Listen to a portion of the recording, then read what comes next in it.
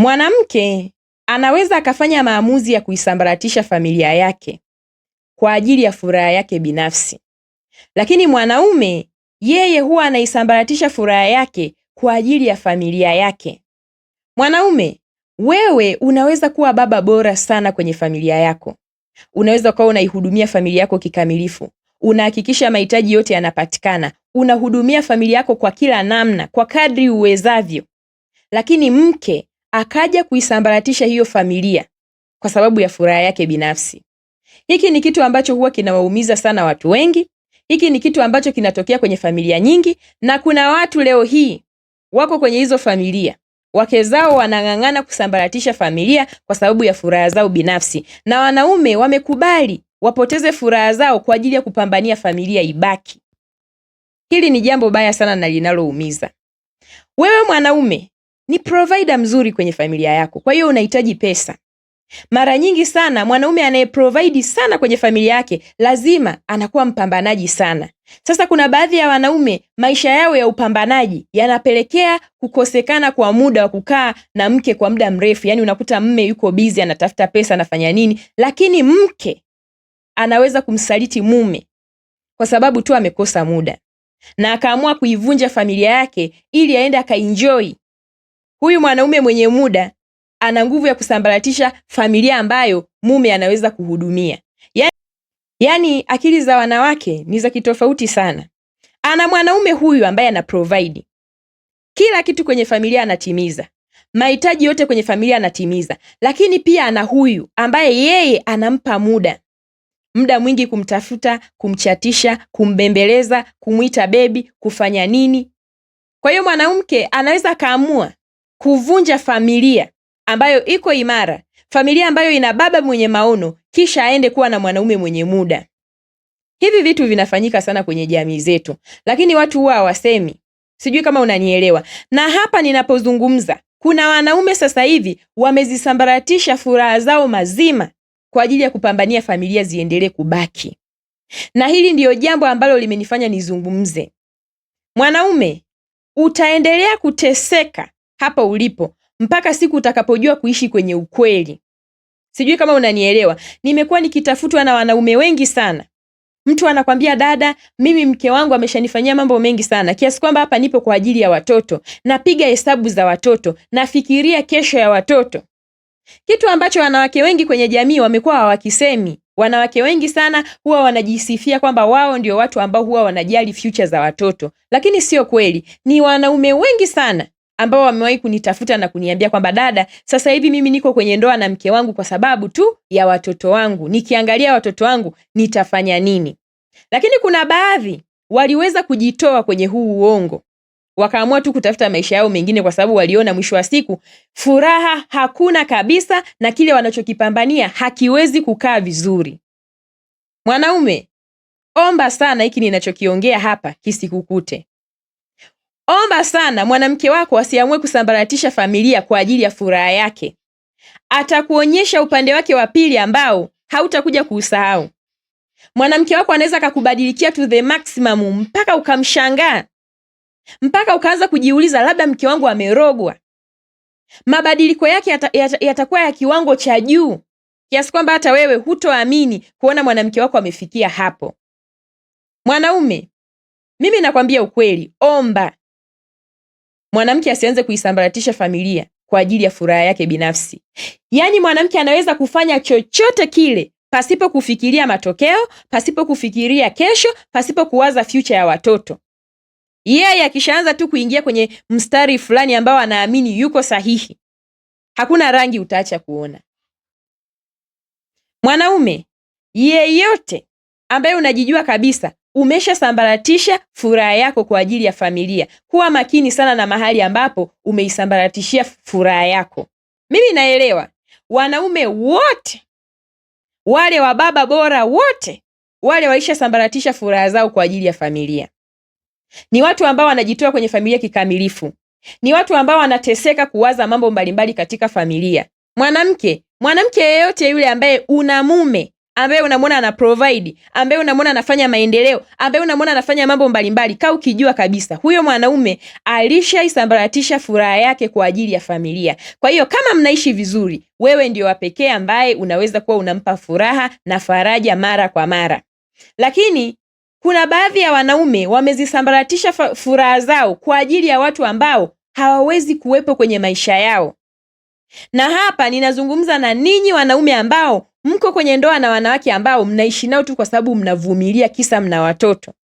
Uko na mwanamke ameshakusaliti, mwanamke ameshakudharau, mwanamke ameshakudhalilisha, unasema hapana, acha niendelee kumng'ang'ania kwa ajili ya watoto. Sio sehemu salama ya wewe kuisambaratishia furaha yako. Hapo sio mahali ambapo wewe mwanaume unatakiwa uisambaratishie furaha yako. Sambaratisha furaha yako kwa ajili ya kutengeneza familia ambayo unaiona ni familia yako. Lakini usisambaratishe furaha yako kwa ajili ya kung'ang'ania uwepo wa mtu kwenye maisha yako. Hiyo ndiyo itakuumiza sana wewe mwanaume. Kitu kinachoniumiza, kitu kinachonisikitisha, wanaume karibia wengi sana wako kwenye huu mchezo. Washavuruga furaha zao kwa ajili ya kushikilia familia. Sio kwamba amesambaratisha furaha yake kwa ajili tu ya kuangalia familia yake kwamba ni ile kawaida ya kiwanaume, hapana. Lakini yeye amesambaratisha furaha yake kwa ajili ya kung'ang'ania familia iwepo, familia ambayo mke anapambana kuivunja. Mwanaume yeyote ambaye uko kwenye hii situation, mimi nakwambia tu ukweli, utaendelea kuumia, utaendelea kuteseka mpaka pale utakapojua kwamba kuna sehemu sio za kusambaratishia furaha yangu. Mwanamke kama anang'ang'ania kusambaratisha familia kwa ajili ya furaha yake binafsi, mwache. Usimlazimisha abaki kwenye maisha yako. Usimng'ang'anize, usimvute. Wewe sio wa kwanza familia yako kusambaratika. Ninaliongea hili kwa sababu ni wanaume wengi sana wameshanitafuta wakaniambia hiki kitu. Mimi mke wangu hapa unaponiona kaniambia kwamba niamue ninachotaka, lakini hapa nilipo ninavumilia kwa sababu ya watoto wangu. Mwingine akaniambia, dada, mimi mke wangu hapa alipo hanisikilizi kwa chochote, kwa lolote. Humu ndani tunaishi kama vile kila mtu ana maisha yake. Mimi nikiingia huku, yeye anatokea kule. Nguo najifulia mwenyewe, najipikia mwenyewe, najifanyia kila kitu mwenyewe. Lakini imebidi tu nilazimishe kwa sababu ya watoto wangu. Hebu nijaribu kukuuliza kaka yangu, unaishije na mwanamke ambaye unamuona wazi sio wa kwako? Ushaona kabisa mke wako ana mambo mengi. Mke wako ana mwanaume mwingine ambaye anaona anampa furaha sana, kiasi kwamba ameona kuna umuhimu wa yeye kusambaratisha familia ili aende akaenjoy na huyo mwanaume. Kwa nini unamlazimisha abaki kwenye maisha yako? Kwa nini unamng'ang'ania? Mtu ameona ni sahihi anachokifanya. Amekaa chini akakulinganisha wewe na mwanaume mwingine, akaona wewe haufai. Wanaume, acheni kusambaratisha furaha zenu kwa ajili ya kung'ang'ania familia ziendelee kuwepo, kwa ajili ya kung'ang'ania hiyo familia iunganike, kwa sababu hawa wanawake wanaopambana kuvunja familia kwa sababu ya furaha zao binafsi huwa hawahofii kufanya chochote. Sijui kama unanielewa. Kuna watu hapa wameshapigwa matukio ya kutisha na wanawake na bado wanavumilia. Kuna watu hapa wameshawahi kuona upande mbaya wa mwanamke na bado anavumilia.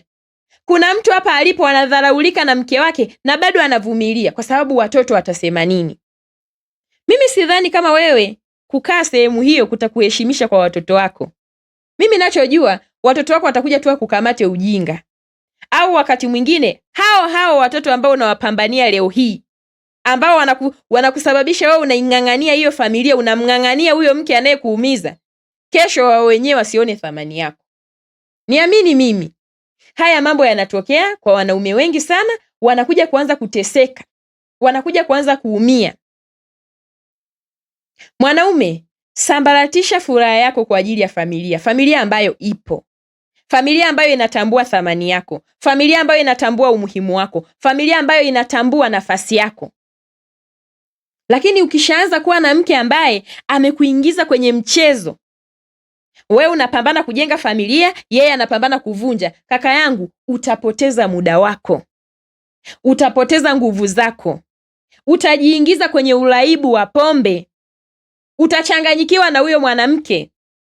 Kuna watu sasa hivi ni walevi, Kuna watu sasa hivi wanavuta bangi, kuna watu sasa hivi wamechanganyikiwa maisha yao kwa sababu wanang'ang'ana na wake huko nyumbani, mambo hayaendi. Mwanamke akishaanza kupambana kuisambaratisha familia kwa ajili ya furaha yake, niamini mimi, hakuna rangi utacha kuona. Sisi wanawake tunaotembea kwenye uhalisia huu na tukiamua kubadilika, tukaonyesha kitu fulani cha tofauti mwanaume, nikwambie tu wewe mwenyewe utajionea maajabu ya dunia. Kuna watu hapa wameshaona maajabu ya dunia. Mwanamke yule aliyemuoa sio huyu. At least angesema amechuja kidogo, lakini hapana, huyu amezidi kuchuja kwa matendo na matukio ambayo anakufanyia. Hapo ulipo huna raha, huna amani, umeshachanganyikiwa. Huyu mwanamke ameshakuchanganya hapo ulipo, huna hamu. Sijui kama unanielewa mwanaume. Na kuna mmoja ameniuliza huko inbox, dada, nitaishi haya maisha mpaka lini? Nimemwambia utaishi hayo maisha mpaka siku ambapo utakubali kuishi kwenye ukweli. Wanaume, dunia sasa hivi tulipofikia, jihurumie. Tokeni huko. Maisha sasa hivi hayako hivyo. Mnateseka na watu ambao hawaoni thamani zenu. Unapambana, ndio unatamani familia yako ibaki, lakini mwenzako hataki. Amechagua furaha yake. Kuna mtu nilikuwa nazungumza naye akaniambia, dada, mimi mke wangu aliniambia nimepata mwanaume sahihi. Hivi unanielewa? Uko na mke wako kabisa kwenye maisha ya ndoa, anakwambia mimi namshukuru Mungu sasa hivi nimepata mwanamume mwingine sahihi. Sio wewe, mimi wewe sikuhitaji tena. Kwa hiyo nahitaji unipe uhuru wangu. Niende nikaolewe, nianze maisha yangu mapya na mtu wangu mwingine, sio wewe. Ni maumivu kiasi gani? Ni mateso kiasi gani? Inafika kipindi mwanamke anakutamkia kauli kama hizo, maana yake umezidi kuwa king'ang'anizi. Kiasi kwamba anaona anaweza kukutamkia chochote anachojisikia. Wanaume, sasa hivi wanaume mnateseka na haya mambo kwenye ndoa. Msiameze tena. Nyanyukeni, chukueni hatua. Inapofika wakati ukaona tu mke ameshaanza kuleta mambo huyaelewi, mwache aende anakotaka kwenda. Uzuri wanasemaga malipo ni hapa hapa duniani. Kalma ipo, inafanya kazi. Kuna wenzako walisharuhusu hao wanawake waende, leo hii hao wanawake wanarudi kujiliza kwenye maisha yao. Maisha yamekuwa magumu huko walikokwenda. Kwa sababu mwanamke anapochagua kuisambaratisha familia kwa ajili ya furaha yake, anakuwaga hana akili kichwani, hawazi. Yeye anachofocus tu aende akaenjoy na huyo mtu. Anachowaza aende akafocus akaenjoy na huyo mtu. Kwa hiyo anaona wewe ni kikwazo kwake. Atakutesa kwa kila namna. Hivi wanaume, mtatoka lini huko? Mimi mnanikatisha sana tamaa. Watoto sio sababu ya wewe kuteseka, kwa sababu hao watoto sio wako peke yako. Hata mke wako naye hao watoto ni wakwake. Kwa nini yeye afikirie hiyo future ya watoto uhangaike kuifikiria wewe? Mwisho wa siku mwanaume ukae ukijua kwamba muamuzi wa hiyo familia kuendelea kuwepo au kutokuwepo ni mwanamke. Kila siku haya mambo tunayaongea. Lakini ikifika kipindi mwanamke yeye mwenyewe amechagua kuivunja familia yake kwa ajili ya furaha yake, mwache aende. Kama atakuachia watoto, mwache akuachie. Na kama anataka kwenda nao, mwache aende nao. Epukeni visukari vya kilazima hivi. Epukeni pressure. Epukeni magonjwa ya moyo. Nimekuwa nikiwaambia hivi kwa ujasiri mara kwa mara, pasipo kujali wanawake wanazungumza nini, kwa sababu unajua ninachokiongea. Sasa hivi nina msururu wa wanaume huko, kila mtu ananiambia, dada anakaa kwa ajili ya watoto, mimi nitavumilia kwa ajili ya watoto, nitafanya nini kwa ajili ya watoto. Hivi nyinyi kweli mnachagua kufa kwenye hizo ndoa kwa ajili ya watoto? Mwanaume kabisa mzima ambaye wewe una nguvu za kutafuta, Mungu alikupa mamlaka, uanze kukaa unabulutwa na mwanamke kwa ajili ya watoto? Kweli? Hapana. Wanaume, hebu tokeni huko. Tokeni huko. Wanawake kila siku wanahamasishana na kuteteana. Vipi kuhusu nyinyi? Nani atakayewatetea? Nani anayewakumbuka?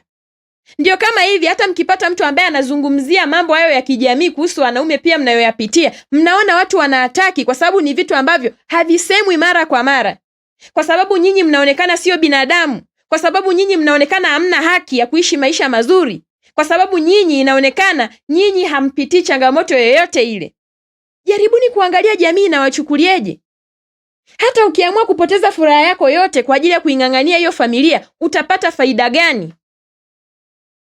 Mwisho wa siku huyo mwanamke unamng'ang'ania kwa nguvu zote, unapoteza pesa zako zote, unafilisika, unaanguka, na mwisho anaondoka.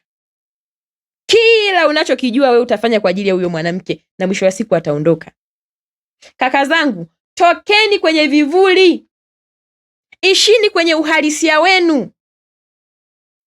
Hukuambiwa uje kuvumilia hapa, uje kuvumilia ndoa ambayo imeshindikana. Mwanamke yeye ndo mwenye maamuzi ndoa ibaki au isiwepo. Yeye ndo ameamua kwamba hataki ndoa na wewe. Kwa hiyo wewe sasa hivi ukilazimisha, unafikiri ni nini kitatokea? Unafikiri atabadilisha mawazo? Utateseka tu kaka yangu, utaumia tu kaka yangu, utataabika tu kaka yangu. Mateso hayo hayatokwisha. Nyinyi wanaume mliokuwa mnaniuliza kwenye inbox, dada, ninaishi kwenye ndoa ya hivi nitaishi vivi mpaka lini? Nawaambia tena, mtaishi hivyo mpaka mtakavyokubali kuondoka kwenye huo uongo. Mwanamke anaweza kusambaratisha hiyo familia kwa ajili ya furaha yake binafsi, na ikifika huo wakati hakuna wa kumstopisha mwanamke. Hivi vitu kwenye jamii havisemwi. Nyinyi wanaume always ndio watu wanazungumzia kuhusu nyinyi, kwa sababu watu wanazungumzia hasara, watu wanazungumzia matokeo ya kile. Yani kile mnachokionyesha wanaume mara nyingi sana ni matokeo ya vitu ambavyo vilikuwa vinafanyika kwenye nyumba zenu, lakini jamii haitaki kuelewa hilo. Jamii inataka tukae tutetee, lakini sio kweli. Sio kweli. Watu mna sababu huko ndani ya nyumba zenu mnapitia vitu fulani vinasababisha muanze kujionyesha kwamba nyinyi ni watu wa aina fulani, lakini sio kwamba huo ni uhalisia wenu. Mateso mlioyapitia. Unavyokaa kwenye mateso unajikatisha tamaa. Utashindwa kuanzisha safari nyingine. Hiyo safari ukiona imeshindikana, gairi, usilazimishe safari. Abiria ndiyo huyo mke wako pamoja na watoto wako. Abiria wamesema hawaendi. Kwa hiyo unaamua kuingia hasara. Utaenda hiyo ruti ukiwa mwenyewe? Utawalazimisha kusafiri na wewe? Huwezi ukamlazimisha mtu kusafiri na wewe kama ameona wewe sio mtu sahihi wa kusafiri naye. Wanawake wanawatamkia maneno makali, wanashusha mamlaka zenu. Wewe ni mwanaume gani? Fanya unachotaka, amua unachotaka. Na huyo ni mke ndo anakwambia hivyo. Kwa sababu gani? Kwa sababu mwanamke yeyote yule hawezi kumpa heshima mwanaume mdhaifu. Yaani wewe ukishaanza tu kuonyesha udhaifu kwa mwanamke, wewe heshima yako imepokonywa mazima. Usitegemee mwanamke huyo kuja kukuheshimu. Hivyo vitimbo anavyovifanya, anataka ufanye maamuzi. Unavyoendelea kumng'ang'ania yeye unamkera. Ndio maana kila siku anaongeza kukutocha wewe, anaongeza adhabu juu ya adhabu, kwa sababu hapo alipo hataki hata kukuona, hataki hata kukusikia. Anaona unamnyima uhuru wa maisha yake, anaona unambanabana, anaona unamchelewesha. Kwa nini huyu mtu hataki kuniachia? Hicho ndio kitu huyo mwanamke anajiuliza kila wakati. Na ndio maana kila siku matukio juu ya matukio, ukitoka hili unaingia hili. Umeshamkamata na usaliti mpaka sasa hivi simu yake unaiogopa. Kuna wanaume hapa simu za wake zenu kuzishika unahofia kabisa kwamba hapa lazima nitakutana na kitu. Na sio kwamba anafanya hivyo kwa namna, anafanya hivyo kwa makusudi tu kuacha hivyo vitu uvione, kwa sababu anataka ukate tamaa. Anafanya kila aina ya vitimbwi. Mwanaume, sambaratisha familia yako mahali unapopewa heshima. Sambaratisha furaha yako mahali ambapo unathaminika. Hebu tokeni huko. Wewe na huyo mwanamke kabla ya kuwa na watoto mlipendana. Upendo ukishaisha kati yenu, kimeisha. Yani kitu kikishaisha, upendo tu ukiisha, kila kitu kimekwisha. Usilazimishe. Acheni kulazimisha kwa ajili ya watoto. Huyo mwanamke yeye ndo alibeba huo ujauzito. Yeye ndo alienda leba akazaa watoto wake kwa uchungu. Leo hii ameamua kutaka kuwatenganisha na wewe baba yao kwa ajili ya furaha yake binafsi. Mwache awasambaratishe. Mwache aondoke na familia yake. Kama atakuachia kaka, shukuru Mungu, baki na watoto wako, mwache aende. Kalma itamlipa kwa kadri alivyokutendea. Kuna watu walishakubali matokeo, sasa hivi wanaenjoy. Wanaenjoy kwa sababu wanaona kwa macho yao wale watu waliowaumiza kwenye maisha yao wanalia na wao wanalipia. Mwanaume, ukisha kuja kunielewa huu msemo niliokuambia kwamba mwanamke anaweza kuisambaratisha familia kwa ajili ya furaha yake, utatoka hapo ulipo. Utakubali aishe. utanyosha mikono, utasalenda, utamwambia mama basi inatosha, ili uendelee na maisha mengine ya amani. Hayo sio maisha wanaume, tokeni huko. Hivi vitu vya kung'ang'aniaga eti kwa sababu ya watoto, mnapata wapi ujasiri huo? Mtu unakaa hapo mpaka unaumwa kisukari. Mtu unakaa hapo mpaka unapata pressure. Mke anakunyanyasa, anakufanyia kila aina ya visanga. Na nimekwambia, mwanamke anapoanza kuhangaika kuisambaratisha familia kwa ajili ya furaha yake, utashuhudia mengi sana. Hayo uliyoyashuhudia hayo ni cha mtoto, hiyo ni trailer tu. Movie kamili inakuja. Mpaka siku utakubali kumtoa kwenye mikono yako ukamwacha aende. Na hapo ndo atakuwa amekukomesha, atakuwa amekuumiza, atakuwa amekuachia mateso, atakuwa amekuachia vidonda vikubwa ambavyo utachelewa sana kupona. Utajikatia tamaa, utajiona wewe sio mwanaume, utajiona wewe sijui ni mwanaume wa namna gani kwa sababu ya maneno hayo ambayo kila siku anakutamkia. Wewe sio mwanaume. Nimepata kulingana na mimi. Kwa nini hautaki kuamua kuniacha? Kwa nini unaning'ang'ania sana? Kwa nini usitafute mwanamke mwingine? Bado uko hapo tu unang'ang'ania. Eti kwa sababu tuna watoto. Yeye mwenzako hawazi kuhusu watoto. Mwanaume, jihurumie mwenyewe.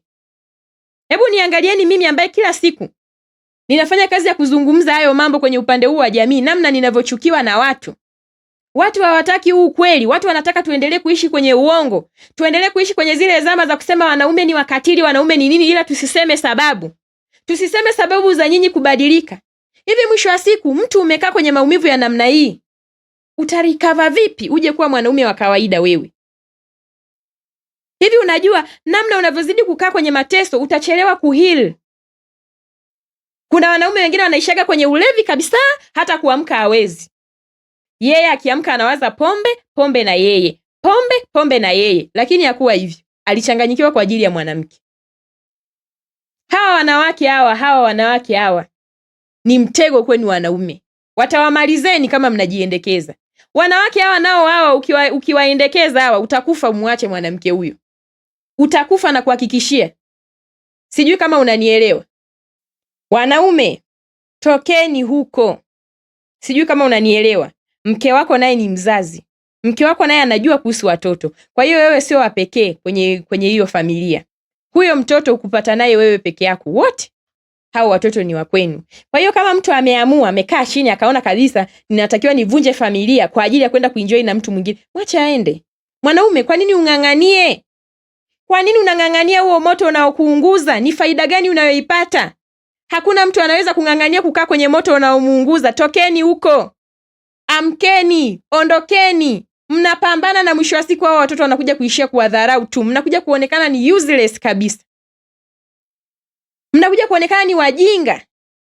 Mnakuja kusimangwa vibaya na hawa watoto ambao leo hii wanawafanya muishi kwenye mateso makali. Kuna mtu mimi amenitafuta anasema, dada, hapa unaponiona dada, nina ugonjwa wa moyo mimi. Nishavumilia mambo mengi sana, nimevumilia. Ninapokuja kumwachia mwanamke na mimi nimebaki na ugonjwa wa moyo. Unapata faida gani? Mwanaume, mapema sana mwanamke akishaanza kuisambaratisha familia kwa ajili ya furaha yake, usikubali kukaa kwenye anga zake. Atakufanyia kila aina ya kitu anachojisikia kukufanyia. Atakujeruhi, atakuumiza. Sijui kama unanielewa. Wanaume, amkeni. Tokeni huko, jiteteeni nyi wenyewe. Hakuna wa kuwawazia, hakuna anayewaona, hakuna anayewaza kwamba hata nyinyi kuna vitu mnapitia. Hiyo ni siri yenu huko kwenye nyumba zenu. Watu wengi sasa hivi kwenye jamii wanazungumzia matokeo. Watu hawataki kujua chanzo ilikuwa ni nini. Wanaume wengi sasa hivi utambulisho wenu ulishazikwa na wanawake wa zamani. Walishawaumiza vya kutosha.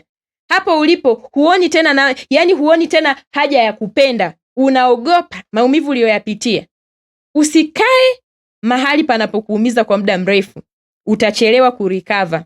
Utachelewa kukubaliana kwamba hii inatokea kwenye maisha, ni mtu mmoja mmoja. Kila mwanamke utakayemuona utaanza kumuogopa. Niamini mimi. Lakini mwanamke mkorofi ni huyo ambaye amechagua kuondoka kwenye maisha yako. Kama ninapozungumza na wewe, uko kwenye hilo gereza, eti unafikiria umekaa kabisa, unajidanganya kwamba nitavumilia kwa ajili ya watoto. Toka huko. Naomba nikufokee kabisa. Toka huko. Amka, ondoka. Mahali popote ambapo hapakupi amani, nyanyuka, ondoka, fungasha virago, ondoka. Hata kama akitaka kuchukua kila kitu, mwache achukue, aondoke navyo. Ili mradi tu akuachie roho yako. Akuachie maisha yako. akuachie amani yako, akuachie uhuru wako, mwache aende. Wanaume, narudia tena, tokeni huko. Sijui ni kwa nini mmekuwa hamuelewi hivi vitu. Mwanamke kama ataenda na watoto, mwache aende nao. Kama atakuachia, mwache akuachie, mwache aende na maisha yake. Amechagua furaha yake, mwache aende. Mtu akishakwambia wewe sio furaha yangu tena, mwache akatafute furaha anayoitaka. Amkeni, tokeni huko. Hakuna anayewahurumia, jamii yenyewe mnaiona. Watu wanataka kuwalaumu tu kwa yale matokeo mnayoyaonyesha, lakini hakuna mtu anakumbuka kuangalia maumivu yenu. Hakuna mtu anakumbuka kuangalia nyinyi mnapitia nini. Ukipata nafasi ya kufikiwa na ujumbe huu, ninapokuambia hapa, toka kwenye hiyo ndoa. Hilo pepo lako la uvumilivu wa kipuuzi liondoke. Wewe ni mwanaume. Kumbuka kabisa ninavyokuambia, wewe ni mwanaume, na sauti ikwambie kila wakati, hivi mimi ni mwanaume. Nitakuwa mwanaume mpumbavu wa kiwango gani nikae nivumilie vitu kama hivi? Tokeni huko, nyanyukeni huko, ondokeni kwenye utumwa. Ondoka kwenye utumwa wa mwanamke. Mwanamke yeyote ambaye amechagua kuvunja ndoa yenu kwa ajili ya furaha yake binafsi, mwache aende. Kalma itamlipa na wewe utashuhudia kwa macho yako. Usilazimishe mtu abaki kwenye maisha yako, mwache aende. Sijui kama unanielewa. Mwache aende. Hapa ninapozungumza, ondoka. Kama unaweza kupaki mabegi yako ukaenda, paki mabegi yako, nenda. Kama unaweza kumwambia yeye kwamba mimi leo hii nimekubali kukuacha uende, na nimekubali kukuacha ufanye kila unachojisikia, lakini uniachie amani yangu, mwambie, mwache aende. Mimi wanaume mnaniumiza sana mnapokuja kujiuliza. Mnapokuja mnateseka, mnakaa kwenye ndoa zina maumivu, na ninavyoona hivi jamii haiwatetei wala haiwazi kuhusu nyinyi, ndio nazidi kupata hasira. Ndio maana nawafokea, tokeni kwenye hizo ndoa. Hakuna anayejali kuhusu nyinyi. Hakuna anayefikiria kuhusu nyinyi. Hakuna anayejipa nafasi ya kuwaza kwamba na nyinyi mnapitia nini. Unapoona tu magumu yamekufika, imefika mahali ndoa yako umeshindwa kuinusuru, acha ivunjike.